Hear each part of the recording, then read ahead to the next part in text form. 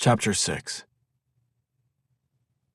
Balent held up his fist and froze. The group of adults was spread out ahead of them. He knew Rome would recognize his signal to stop and wait until the area was clear.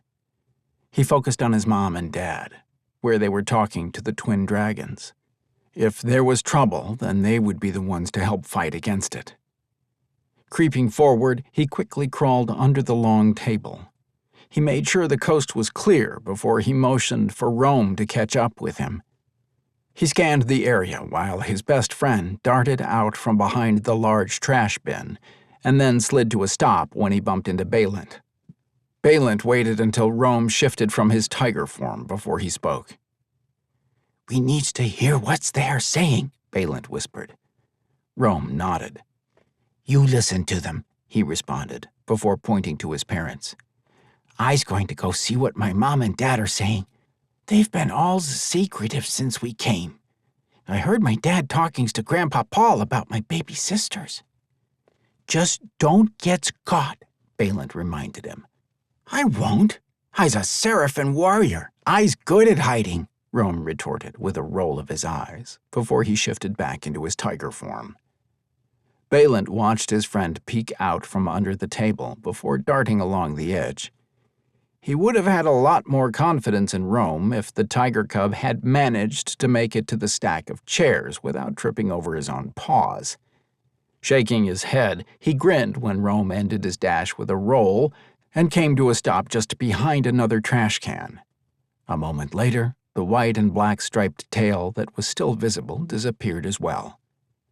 Turning his attention back to his own task, Balent carefully crawled to the far edge of the table. One of the twin warriors was standing close to the woman and baby. He scooted as close as he could without being seen. "I'm sure that Hope will be fine, Kalo," the woman was saying while she rocked the small infant in her arms. "Her nose has been stuffy and she has been fussing, Melina.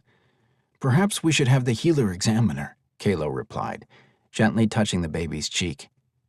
"Ouch!" he suddenly exclaimed, pulling his hand back. Melina laughed and shook her head. "She doesn't need a healer. She's teething. It is natural for her to have some discomfort. I'm surprised that the symbiotes even come near her right now.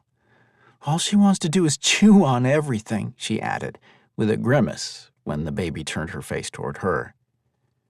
"She leaks a lot as well," the other twin warrior said.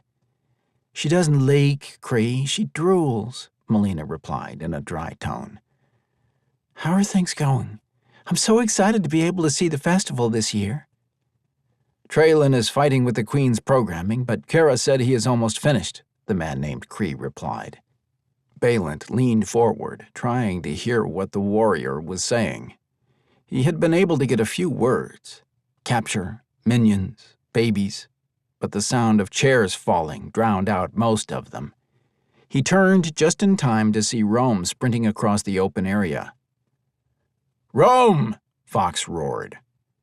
Balent briefly closed his eyes and shook his head. Once again, his friend's growing paws had gotten him into trouble. Still, he had heard enough to know that there was something going on.